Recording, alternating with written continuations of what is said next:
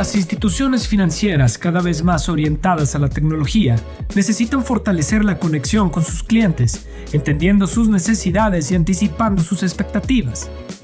Personetics, líder en tecnología financiera, utiliza inteligencia artificial para analizar datos en tiempo real, brindando recomendaciones personalizadas, asesoría financiera y programas automatizados que enriquecen la experiencia del usuario. Con su enfoque en la personalización, Personetics está redefiniendo la interacción entre instituciones y clientes, mejorando el bienestar financiero y facilitando decisiones más acertadas. Esto es Norte Digital, la primera serie de entrevistas en México producida por Grupo Financiero Banorte, que marca el rumbo de la transformación digital.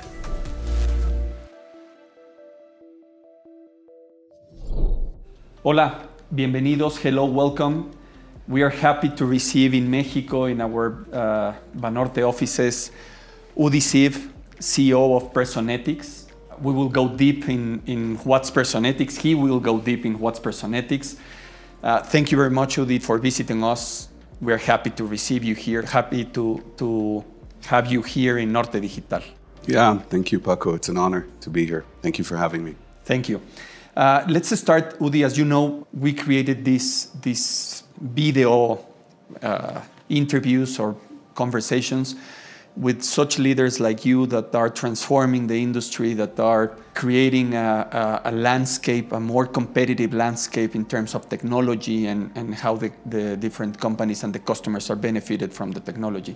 So tell us about you, your history, your vision, your challenges as the CEO of Personetics. Yeah, with pleasure.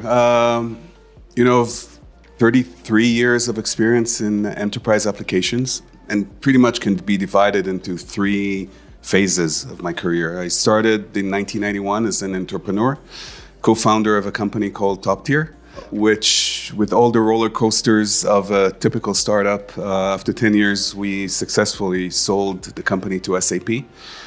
For what was at the time the largest acquisition SAP had done. They pretty much 15 or 20 exits since, but we were proudly the record holder for a little while. And then 10 years of large companies. I stayed at SAP for 7 years to learn what business at scale, what software at scale is. And then another 4 years of a market-leading company called Nice Systems, the leader in customer interaction solutions. So that is second phase of my career of large companies.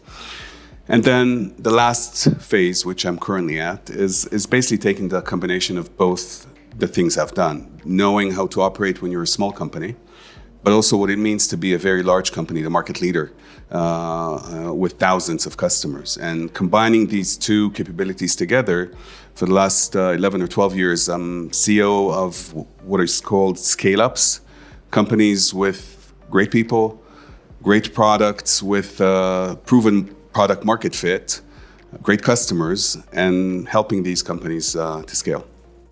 Now, my real passion is, first of all, to help incumbent companies, industries, and banking is my favorite, help them keep up with technology, basically supply them with solutions that enable them to compete in the modern world.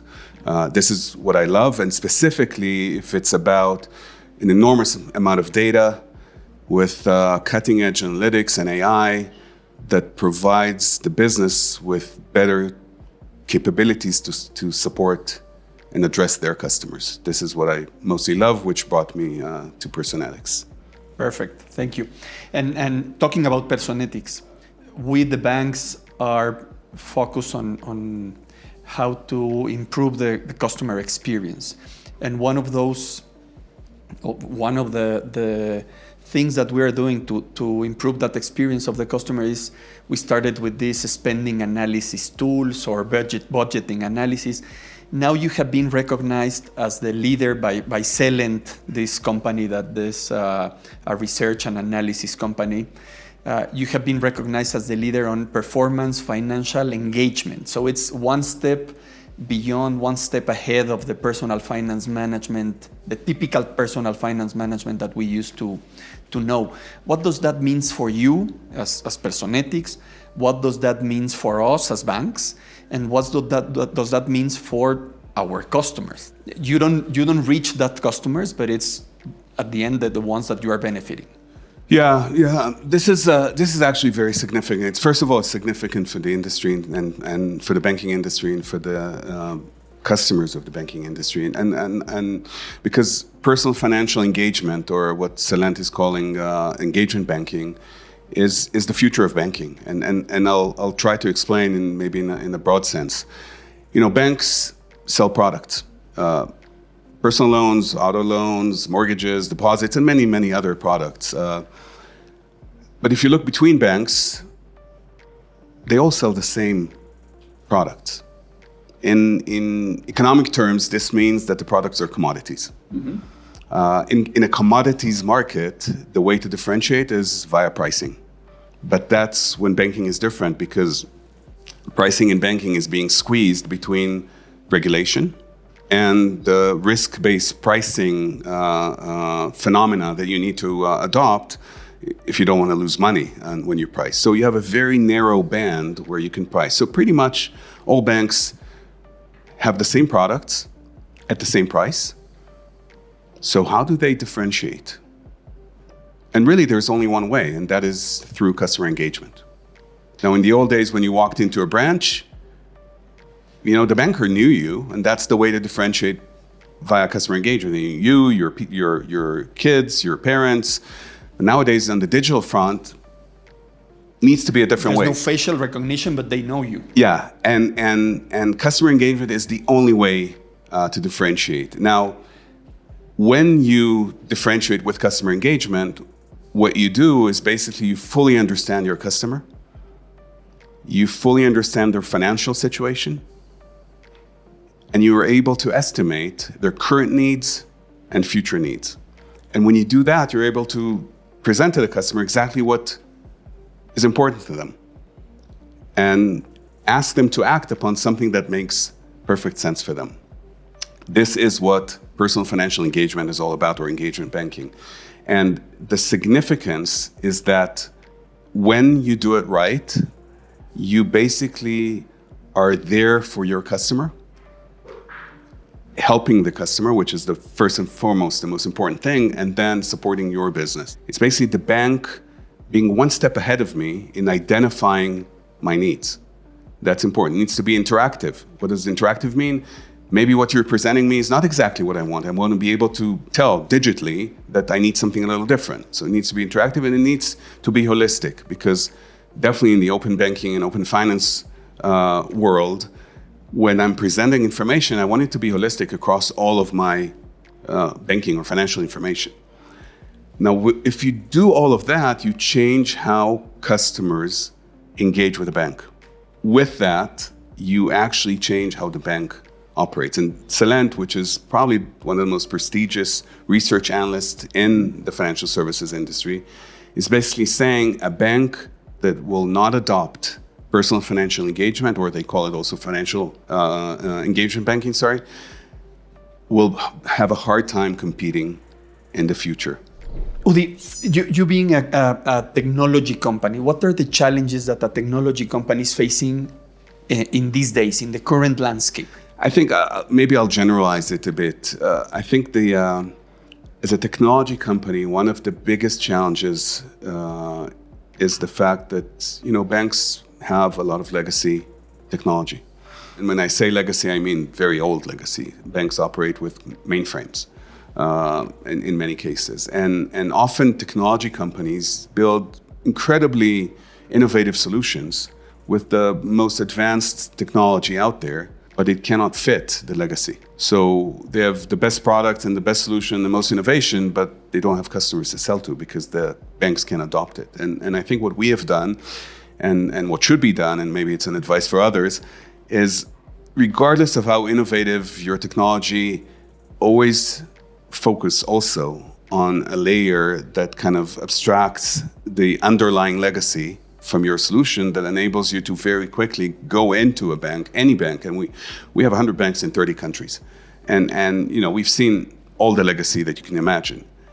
And the magic is if you build it right, not just the personal financial engagement part, that's our claim to fame, but if you build the foundation right and it makes it easy to connect to the existing banks. Yeah, I agree.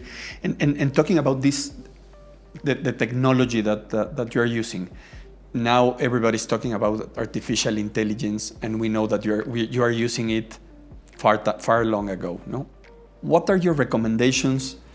Let's talk about artificial intelligence. Your recommendations for companies that are going to use it.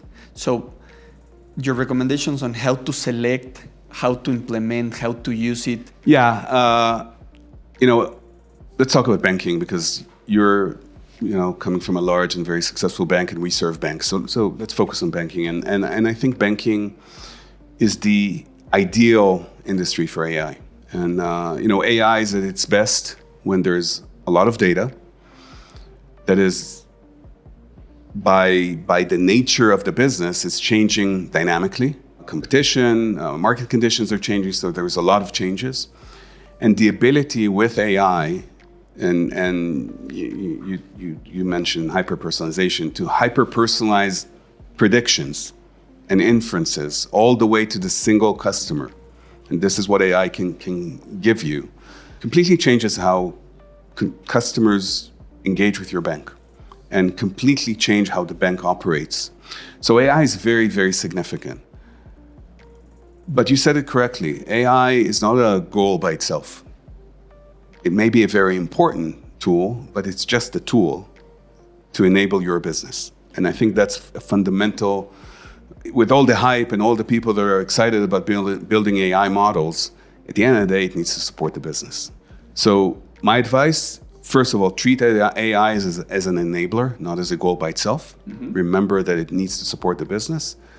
And use AI that is fully intimate with your data model, with your metadata, that goes through your customer transactions, all of them, to enable those insights and fully operationalize that AI into the business. And obviously, where I come from, since most of the bank solutions are coming from different vendors, probably the best way to consume AI for a bank is via these vendors, because these are the vendors that will ensure that the AI you're using is fully operationalized into your business. It's not just a standalone, sexy model that someone created.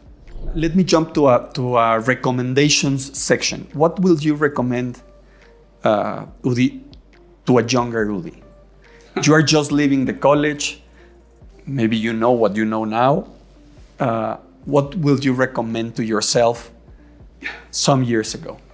Oh wow, I've made so many mistakes. I can spend an hour just talking about that. But let me choose one. I think patience is something you learn with experience. Building a company is a marathon.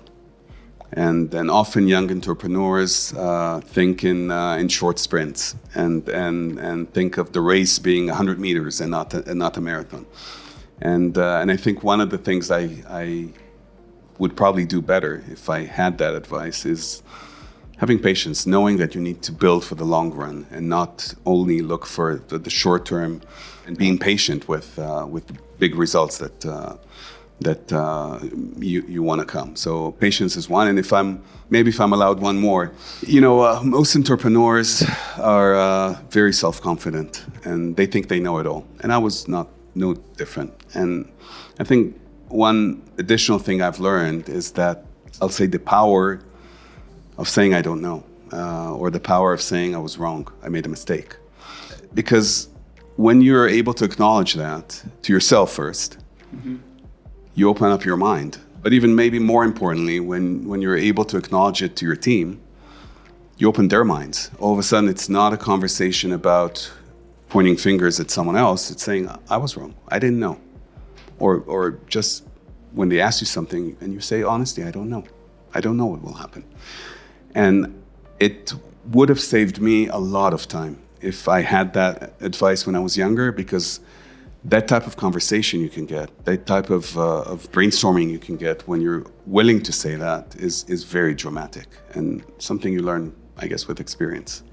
Perfect. Let me go to a section. I will ask you very fast questions and tell me what comes to your mind. Who do you admire in the tech industry? Many people, but I'll choose one that's no longer with us. I'll choose Steve Jobs.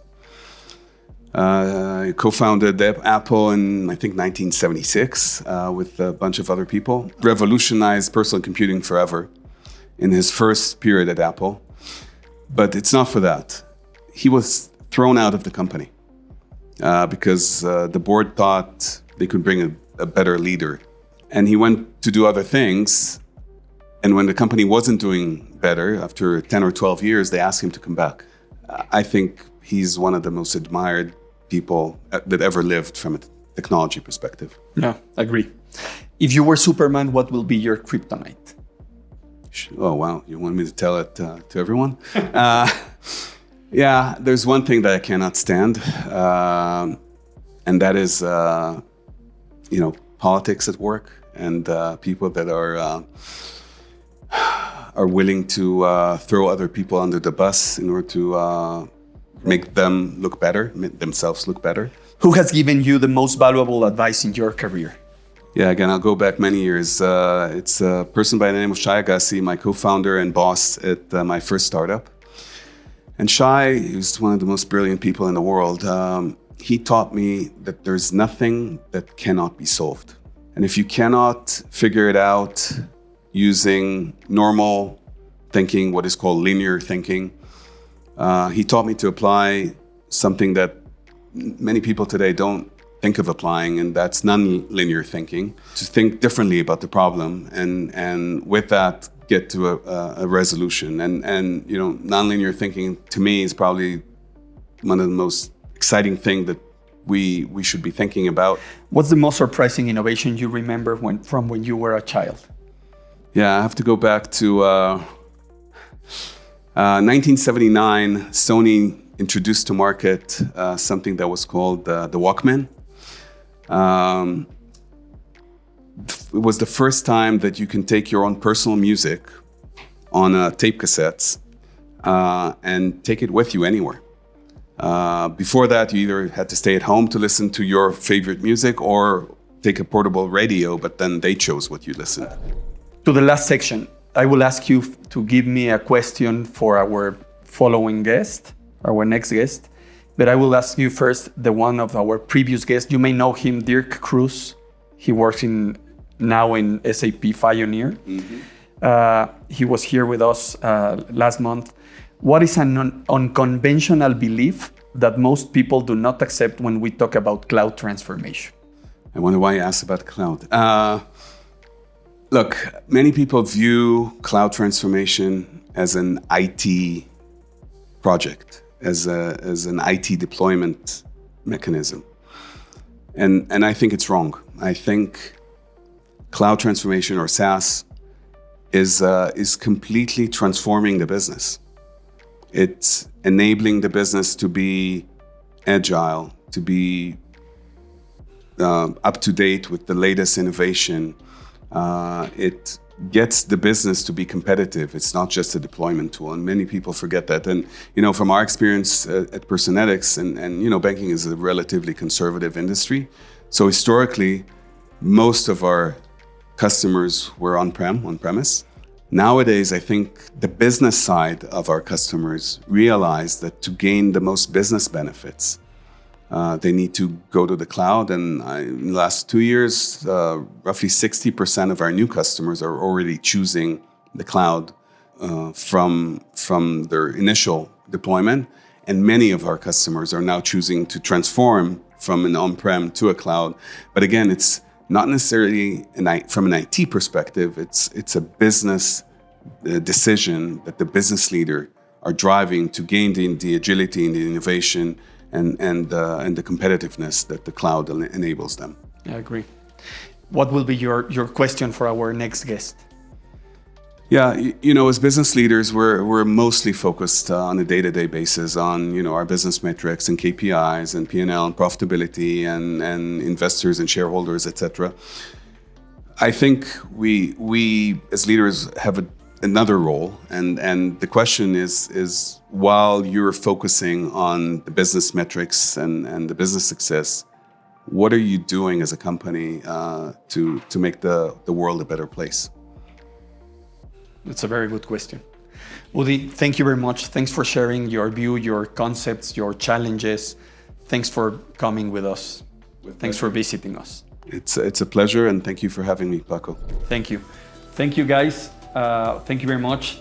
Stay tuned for our next chapters. We learned a lot of things. I will highlight maybe the two more important, the importance of value personalization, not only personalized, but a personalization that brings value to the customer.